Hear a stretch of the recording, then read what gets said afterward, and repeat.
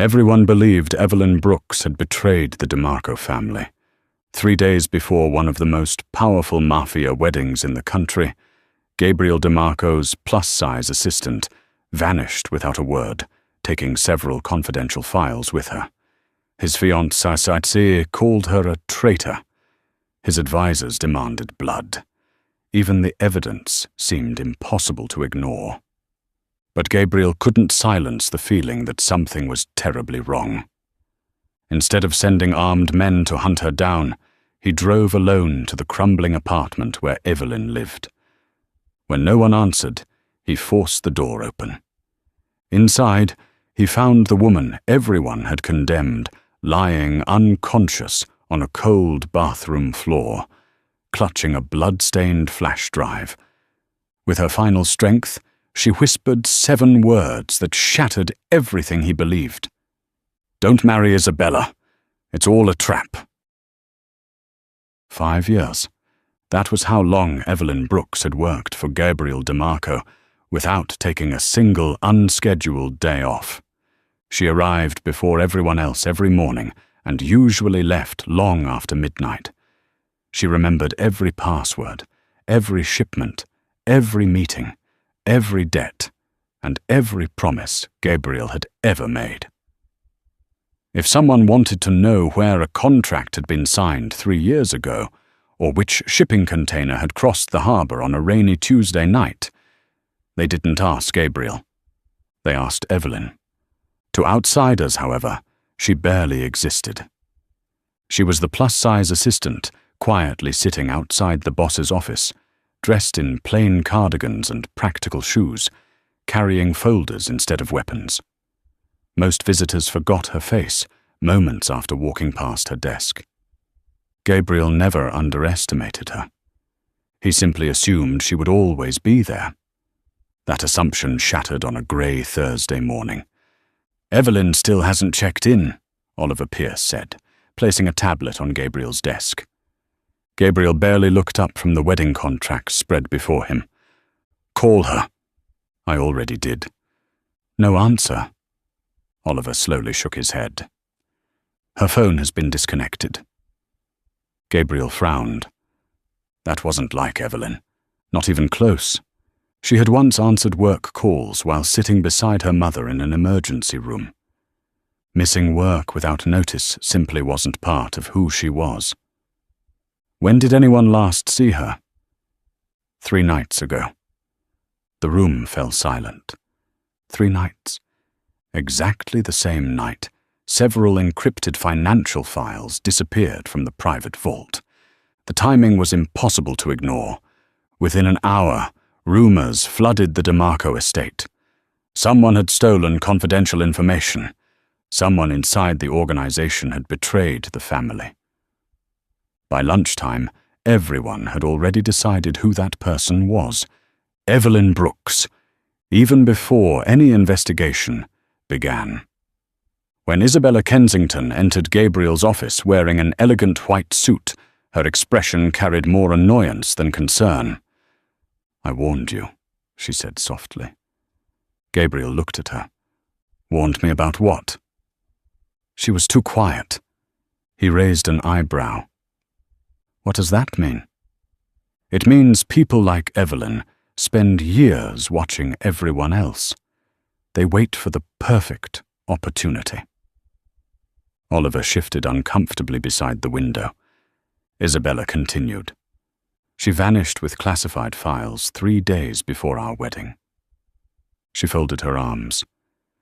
"If that isn't betrayal, I don't know what is." Gabriel remained silent. Not because he agreed, because something refused to fit. Evelyn had controlled access to information for years. If she intended to betray him, she could have disappeared months earlier with enough evidence to destroy the entire organization. Why now? Why only days before the wedding? Why leave behind almost everything she owned? By late afternoon, Gabriel stood alone inside Evelyn's office. Everything looked exactly as she had left it. The coffee mug still sat beside the keyboard. Sticky notes covered the monitor with reminders for meetings that would happen next week. A medical bill rested beneath a stack of invoices. Beside it lay a handwritten grocery list. Milk, soup, medicine. Nothing suggested someone planning to disappear forever. He slowly opened the bottom drawer of her desk. Inside were neatly organized notebooks, spare reading glasses, and dozens of handwritten schedules. Nothing valuable, nothing stolen. His eyes settled on a framed photograph. Evelyn stood beside an older woman in a wheelchair, both smiling despite obvious exhaustion. Her mother. Gabriel realized something that made his stomach tighten. In 5 years. He had never once asked Evelyn about her family. Not once. A knock interrupted his thoughts. Oliver stepped inside. We found her address. Gabriel looked up immediately. Where? Oliver hesitated. You won't like it. 20 minutes later, Gabriel's black sedan rolled into one of the oldest neighborhoods on the city's south side. The streets were cracked. Street lights flickered even before sunset. Most apartment buildings looked as though they had survived decades of neglect through sheer stubbornness. Gabriel stared through the windshield. This can't be right. Oliver checked the paper again. Apartment 4C. Gabriel frowned. I pay her enough to live anywhere she wants. Apparently, she didn't. The building smelled of damp concrete and old pipes. Every step on the narrow staircase echoed through the hallway. Apartment 4C stood at the end of the corridor. Gabriel knocked. No answer. He knocked harder. Silence. He reached for the doorknob. Locked. His instincts sharpened. Something felt terribly wrong. Evelyn, he called. Nothing. Then, a faint metallic smell drifted beneath the door. Blood. Without another second of hesitation, Gabriel stepped back. One powerful kick splintered the aging lock. The door burst inward. Cold air spilled from the dark apartment. Gabriel crossed the threshold, scanning every corner. The living room was almost empty. A folding table, an old laptop, stacks of carefully labeled folders. No television, no decorations, no signs of comfort, only survival. Then he noticed it. A thin trail of dried blood leading down the hallway. Toward the bathroom, Gabriel reached for the pistol beneath his jacket as his heartbeat accelerated. He followed the trail. The bathroom door stood half open. Inside, someone lay motionless on the floor. Gabriel pushed the bathroom door open with one hand, his pistol leading the way. Then he froze. Evelyn Brooks lay crumpled against the bathtub, her oversized sweater soaked with dried blood. One trembling hand rested over a deep knife wound in her side. The other clutched a small black flash drive, so tightly her fingers had turned white. She looked nothing like the composed woman who had managed his empire every day for 5 years. She looked exhausted, starved, alone. The room was freezing. The heater had long since stopped working, and the only sound came from a dripping faucet. Gabriel knelt beside her. Evelyn. No response. He carefully pressed 2 fingers against her neck. A pulse. Weak. But still there. He released a breath he hadn't realized he was holding. Evelyn, it's Gabriel. Her eyelids fluttered slightly. She struggled to focus before recognizing his face. For a brief second, relief softened the fear in her eyes. You came yourself, she whispered. I should have come sooner. She tried to smile, but pain stole the expression before it formed. They're watching. Gabriel immediately scanned the apartment again. No movement. No broken windows. No sign that anyone remained inside. Only silence. He slipped the flash drive from her trembling hand. I've got it. No. Her fingers weakly reached toward him. Hide it. I will. She relaxed only after hearing those words. Gabriel noticed fresh bruises around her wrists, cuts across her knuckles, a torn sleeve stained with blood. This hadn't been a robbery. Someone had questioned her. Someone had expected her to surrender whatever was stored on the flash drive. She never did. Evelyn. Her breathing became uneven. Who did this? She swallowed painfully. I couldn't trust anyone. Tell me. Her lips trembled. They're inside. Gabriel leaned closer. Who? She looked directly into his eyes. The wedding. A violent cough interrupted her. Blood stained the corner of her mouth. Gabriel reached for a clean towel hanging beside the sink and pressed it gently against the wound. We're leaving. She shook her head. They'll follow. They won't. You don't understand. Then help me understand. She closed her eyes for several seconds before forcing them open again. Don't marry Isabella. Her voice was barely audible. It's a trap! Gabriel's expression hardened. What do you mean? The alliance, another painful breath, was never real. He remained perfectly still. Outside, rain began striking the apartment window. The Kensington family, Evelyn whispered, doesn't want your empire. They want, she fought to stay conscious, what remains after you're dead. The words settled over the tiny bathroom like ice. Gabriel had spent months negotiating the marriage alliance. Every lawyer had approved it. Every advisor had celebrated it. Every financial projection promised unimaginable expansion. Yet Evelyn looked terrified, not confused, certain. She wasn't guessing. She knew. How? I found transfers. She nodded weakly toward the hallway.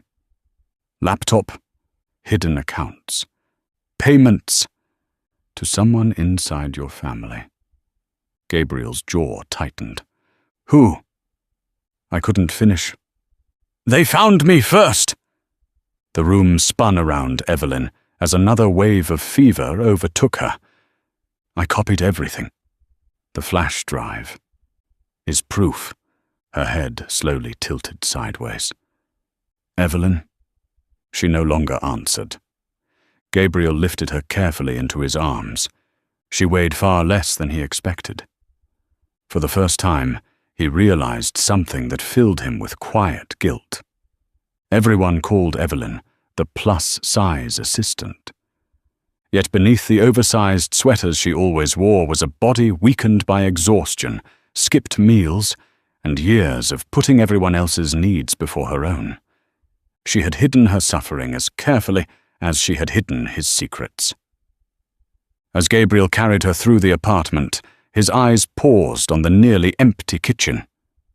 1 cabinet, 3 cans of soup, half a loaf of stale bread, expired medicine, nothing else. This was how the woman protecting millions of dollars had been living. He remembered every expensive bonus he had approved, every luxury gift exchanged during wedding planning, every celebration. Not once had he wondered why Evelyn always declined invitations to company dinners. Not once had he asked if she needed help. Outside, Oliver stared in disbelief as Gabriel emerged carrying Evelyn. My God! Call Dr. Sutton, Gabriel ordered. Not through headquarters. Oliver blinked. Our private physician. No. Gabriel's voice turned cold. If there's a traitor inside my organization. Then I trust no one connected to it. Oliver nodded immediately. Gabriel opened the rear door of the sedan and laid Evelyn across the seat as gently as if she were made of glass. Just before losing consciousness again, she caught his sleeve. There are copies. Where? My mother's nursing home. Locker 17. And Gabriel. Yes? If anything happens to me. He interrupted her quietly. It won't. For the first time since he'd known her, Evelyn allowed herself to believe him. Her hand slipped from his sleeve. The car pulled away from the apartment. Behind them, neither man noticed the dark SUV parked across the street. Inside, someone lifted a phone. They found her. A calm voice answered, then moved to phase 2. By sunrise, only 4 people knew Evelyn Brooks was still alive. Gabriel, Oliver Pierce, Dr. Harold Sutton, and Evelyn herself. Everyone else, including Isabella Kensington, believed the missing assistant was still on the run. Gabriel intended to keep it that way. Dr. Sutton finished changing Evelyn's bandages before stepping into the hallway. The knife missed her liver by less than an inch, he said quietly. Another hour in that apartment, and I couldn't have saved her. Gabriel glanced through the bedroom door. Evelyn was asleep, her breathing finally steady. Can she talk? For short periods? What about working? Harold gave him a sharp look. Absolutely not. Gabriel nodded. She'll still try. So stop her. For the first time in years, someone gave Gabriel an order instead of asking for one. Surprisingly, he agreed. Late that afternoon, Evelyn insisted on sitting at a desk despite Harold's protests. She looked pale, her movements slow, but her eyes remained as focused as ever. Gabriel placed the flash drive beside her laptop. Can you open it? I encrypted it. Can anyone else? She managed a faint smile. Not if they value their computer. Within seconds, lines of code filled the screen. Folders appeared one after another. Shipping manifests, financial transfers, private communications. Then another folder opened. Its title made Gabriel's expression change. Wedding budget. That's not a budget, Evelyn whispered. It never was. She clicked. Instead of invoices, dozens of hidden transactions appeared. Money had been flowing from Kensington-controlled shell companies into secret offshore accounts for nearly 8 months. Every payment ended with the same authorization code. VD-17. Gabriel stared at the screen. I've never used that code. You didn't. Evelyn enlarged another document. It belongs to someone inside your organization. Oliver leaned closer. Can we identify who? Evelyn nodded. If we find where the authorization originated. She opened another file. A digital map appeared. Colored dots marked dozens of secure terminals across the DeMarco organization. One flashed red. Gabriel recognized it immediately. My uncle's office. Silence filled the room. Vincent DeMarco, his father's younger brother, the man who had helped raise Gabriel after his parents died, the man trusted with every major financial decision. Oliver slowly lowered himself into a chair.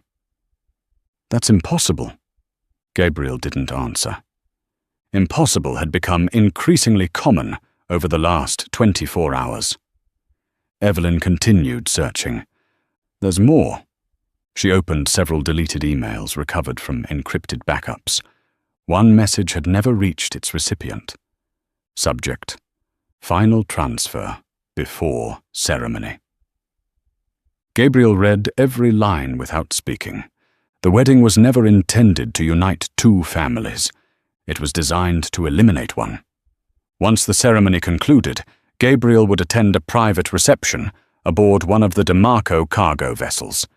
The guest list had already been arranged. The security team had already been replaced. Within 2 hours of departure, the ship would disappear at sea. Officially, a tragic accident. Unofficially, the DeMarco empire would lose its leader. Vincent would assume temporary control. Isabella's father, Damien Kensington, would quietly absorb the shipping network through emergency partnership clauses hidden inside the marriage agreement. Everything had been planned, months in advance. Oliver slowly looked toward Gabriel. They've already divided your empire. Gabriel remained unnervingly calm. No. He folded the laptop closed. They've divided what they think will become theirs. That evening, Gabriel made no public announcements. The wedding remained scheduled. The rehearsal dinner remained unchanged. Every invitation stayed active. He wanted the conspirators comfortable. Confident people made careless mistakes. Meanwhile, Oliver quietly visited Marion Brooks, Evelyn's mother, at the assisted living facility. Locker 17 contained exactly what Evelyn had promised. A second flash drive, printed bank statements, photographs, copies of signed agreements, even handwritten notes linking Vincent to Damien Kensington. When Oliver returned after dark, he spread everything across Gabriel's study. There won't be any denying this. Gabriel examined each document carefully.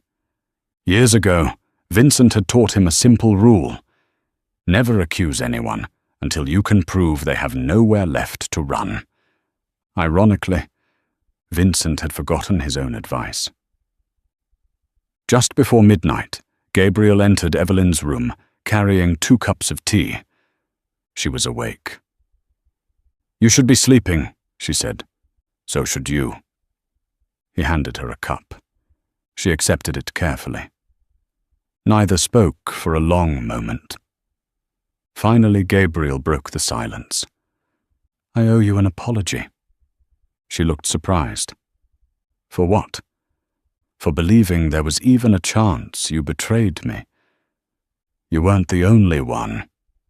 I should have known better. You had evidence. I had assumptions." She lowered her eyes. "I've always been easy to blame." Gabriel frowned. "What does that mean?" She gave a quiet laugh.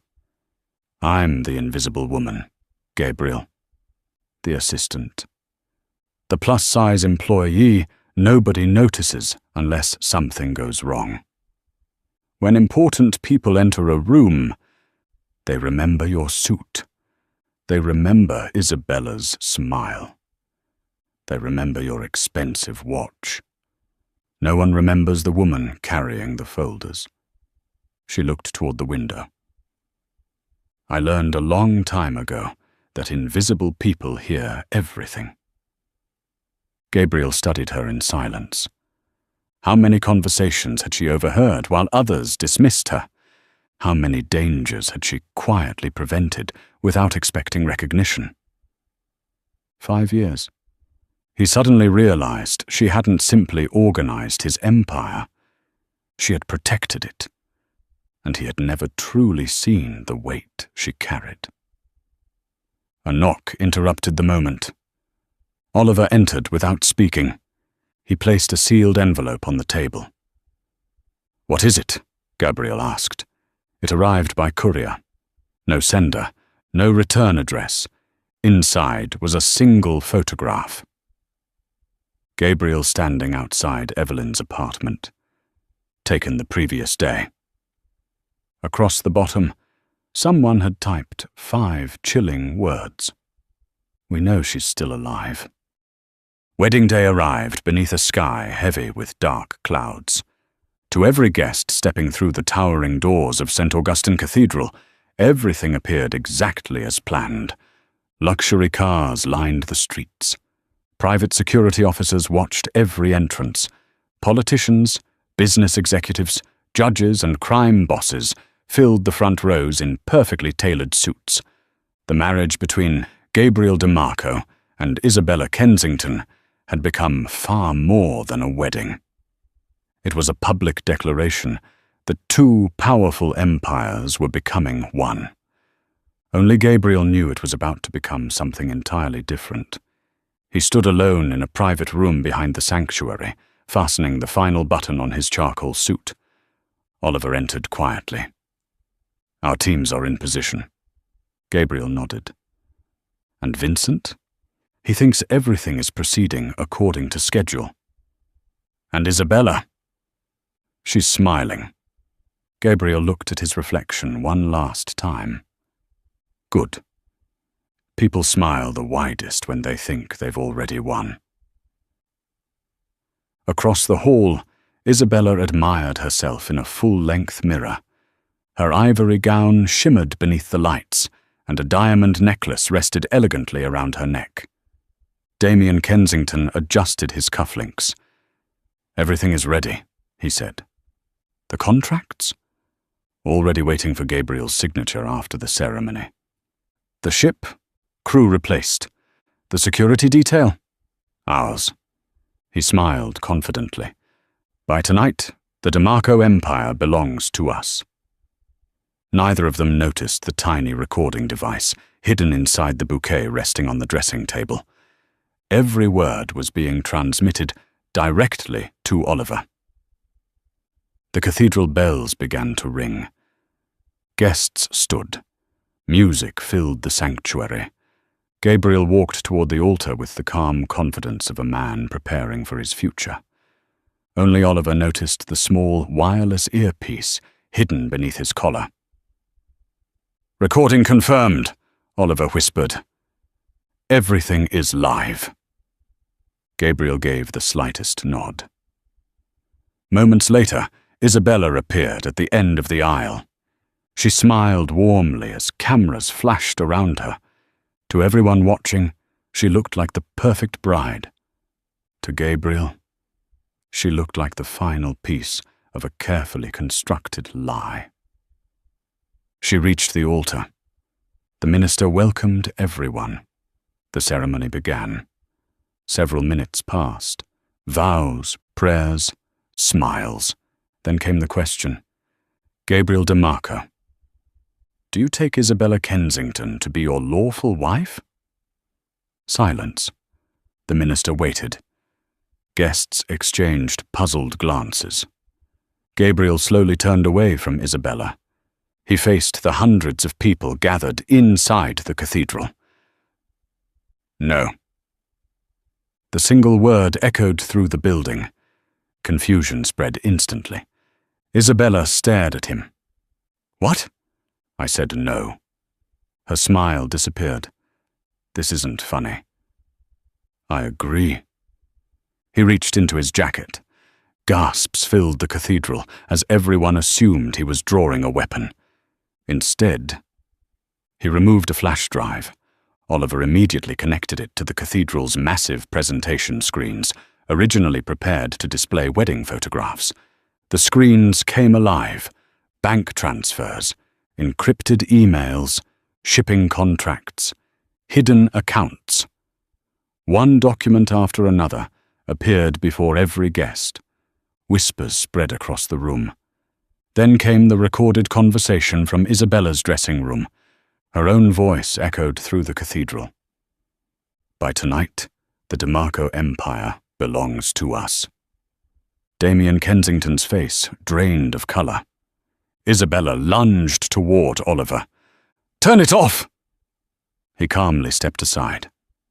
"There are 12 backup copies." Gabriel looked directly at Vincent. "You'd like to explain the offshore transfers?" Vincent laughed nervously. "This proves nothing." "Doesn't it?" Gabriel nodded toward another screen. A digital signature appeared beside every payment. Authorization code VD-17. Vincent stopped smiling. Guests slowly turned toward him. Gabriel continued. "For 5 years, I believed loyalty was inherited. He took one slow step forward. I was wrong. It is earned. Vincent suddenly ran. He never reached the exit. Security officers surrounded him from every direction. These weren't the guards Vincent had bribed. They were Gabriel's oldest men. Men whose loyalty had never been for sale. Damien Kensington attempted to follow. Federal financial investigators entered through the main doors at that exact moment.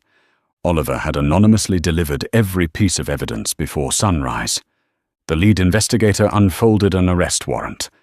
Damien Kensington, you are under arrest for conspiracy, financial fraud, attempted murder, racketeering, and bribery. Panic exploded throughout the cathedral. Guests rushed backward. Photographers captured every second. Television crews outside pushed through the entrance as word spread across the city. The wedding had become the biggest criminal scandal in decades. Isabella looked desperately toward Gabriel. You believe your assistant over me? Gabriel answered without raising his voice. No, I believe evidence. And I believe the woman who nearly died protecting me. For the first time, uncertainty crossed Isabella's face. Evelyn is dead. Gabriel's expression never changed. Is she? The cathedral doors slowly opened. Every conversation stopped. Evelyn Brooks walked inside. She moved carefully, one hand resting lightly on a cane, her injuries still obvious beneath a navy blue dress. She wasn't wearing expensive jewelry. She wasn't trying to impress anyone. Yet every eye followed her. The woman everyone had called a traitor was alive. Isabella stumbled backward. That's impossible. Evelyn continued walking until she stood beside Gabriel. She placed a thick folder on the minister's podium. Original financial records, she said calmly. Signed agreements. Payment confirmations. And surveillance photographs. She looked directly at Vincent. You forgot one thing. He swallowed hard. What? You assumed invisible people don't notice who walks past their desk. A courtroom silence settled over the cathedral. Gabriel looked at the gathered guests one final time. This wedding was supposed to unite two families. He reached for the marriage certificate lying on the altar. Without hesitation, he tore it cleanly in half. The sound of ripping paper echoed through the sanctuary. It ends here. Behind him, police officers placed handcuffs on Vincent. Federal agents escorted Damien and Isabella toward the waiting vehicles outside. Flashbulbs exploded like lightning. Within minutes, every news network in the country would carry the same headline. The DeMarco wedding had ended before the vows. But the real story was the assistant who exposed an empire of betrayal. Gabriel turned toward Evelyn. For the first time in 5 years, he wasn't looking at the woman behind the desk. He was looking at the woman who had saved his life. For several long seconds after the arrests, no one moved. The magnificent cathedral that had been prepared for the wedding of the decade now stood silent beneath the weight of an entirely different history. Reporters crowded the entrance. Camera flashes illuminated the shattered ceremony. Guests whispered in disbelief. Yet Gabriel noticed none of them. His attention remained fixed on Evelyn. She stood quietly beside the altar, leaning lightly on her cane. The bruises beneath her eyes had not completely faded, and every step still carried the stiffness of someone recovering from injuries that should have claimed her life. She looked exhausted, but she was standing. That alone felt like a miracle. Outside, the media shouted questions from every direction. Mr. DeMarco, did your assistant really uncover the conspiracy? Were you almost assassinated? Is the alliance officially over? Gabriel ignored every microphone. Instead, he walked toward Evelyn. The crowd instinctively parted. For 5 years, journalists had photographed Gabriel countless times. Not one of them had ever taken a picture of the woman walking beside him. Today, every camera followed her. Evelyn lowered her eyes, clearly uncomfortable with the attention. "I should leave," she whispered. Gabriel stopped. "No." She looked at him. "This is your moment." He slowly shook his head. "No." It never was. Without another word, he turned toward the waiting reporters. "You've spent the last 3 days asking the wrong question." The crowd fell silent. "You asked whether my assistant betrayed me." He glanced toward Evelyn. "You should have been asking who protected me." Every camera immediately turned toward her. Gabriel continued. "Evelyn Brooks spent 5 years quietly preventing mistakes most people never knew existed. She uncovered financial fraud. She exposed an attempted takeover. She risked her life to protect evidence. And while many people assumed the worst about her, she was fighting to save every person standing here." His voice remained calm. "But today, everyone will know her name." The applause began with a single elderly judge seated near the cathedral entrance, then another, and another. Within seconds, hundreds of people were applauding the woman who had once been invisible. Evelyn blinked rapidly. She had spent years avoiding attention. Now she couldn't escape it. Later that afternoon, the DeMarco Executive Board gathered inside headquarters. The atmosphere felt completely different. Vincent's office had already been sealed. New security protocols had been activated. Gabriel entered the conference room carrying only one folder. Every executive stood. He remained standing instead of taking his usual seat. "For years," he began, "our organization believed authority belonged to titles." He placed the folder on the table. "We were wrong." He looked toward the open doorway. "Evelyn." She hesitated before entering. The room became completely silent. Gabriel walked to the chair beside his own. "This seat has remained empty for too long." He gently pulled it back. "I'd like you to sit here." She stared at him. "I don't belong at this table." Several executives lowered their eyes.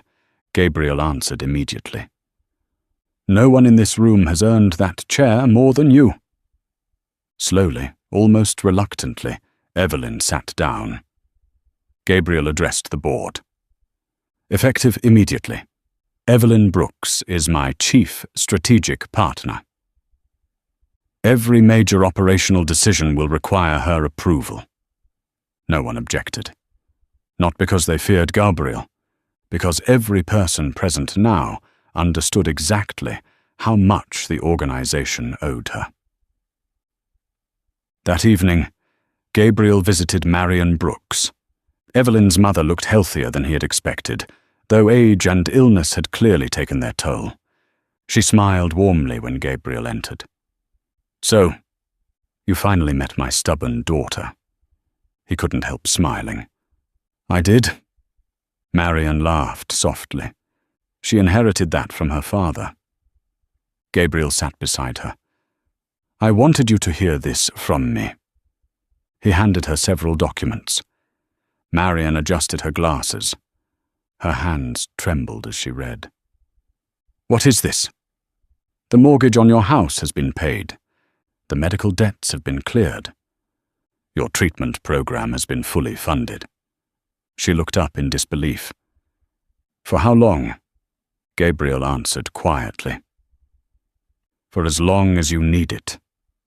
Tears gathered in the older woman's eyes. "You don't owe us anything." He looked toward the window. "I owe your daughter far more than this." Several weeks later, life slowly settled into a new rhythm. The newspapers eventually moved on to other stories. The trials began. Damien Kensington, Isabella Kensington, and Vincent DeMarco each faced overwhelming evidence. Meanwhile, the DeMarco shipping network recovered faster than analysts had predicted. Not because of luck, because the woman who had quietly kept everything running was no longer working from the shadows. One evening, after another long day, Evelyn stepped onto the terrace outside Gabriel's office. The harbor shimmered beneath the setting sun. Cargo ships moved peacefully across the water. Gabriel joined her, carrying 2 cups of coffee. He handed one to her. She accepted it with a grateful smile. "I still think this office is too large," she said. "You've complained about it every day. It echoes." "I know." She laughed softly. It was the first completely relaxed laugh Gabriel had ever heard from her. After a moment, she looked toward him. "Can I ask you something?" "Anything." "Why didn't you replace me while I was gone?" He answered without hesitation. "Because no one could." She smiled. "I mean, after everyone thought I'd betrayed you." Gabriel looked across the harbor before speaking. "At first, I almost believed it. I hate that I did." He paused, but something kept bothering me. "What?" "You never once broke a promise. Not in 5 years. I realized I trusted your character more than the evidence." Evelyn lowered her eyes. "Thank you." He gently shook his head. "No. Thank you." Silence settled comfortably between them. Not awkward. Not uncertain. Peaceful. Finally, Gabriel spoke again. 5 years ago, I hired an assistant." He turned toward her. "Today, I'm asking my partner to stay beside me." She looked at him, emotion filling her eyes. "Not because you owe me. Not because you saved my life. But because I cannot imagine building the future without you." For a moment, neither of them spoke. Then Evelyn smiled. A real smile, the kind she had hidden behind endless schedules, paperwork, and quiet sacrifice. "I'd like that," she said. Behind them, the city continued moving as it always had. Ships came and went, businesses opened and closed, empires rose and fell. But one thing had changed forever. The woman everyone overlooked had become the person no one could replace. And the man who nearly lost everything finally understood that true loyalty is rarely the loudest voice in the room. More often, it is the quiet person standing beside you every single day, asking for nothing while giving you everything.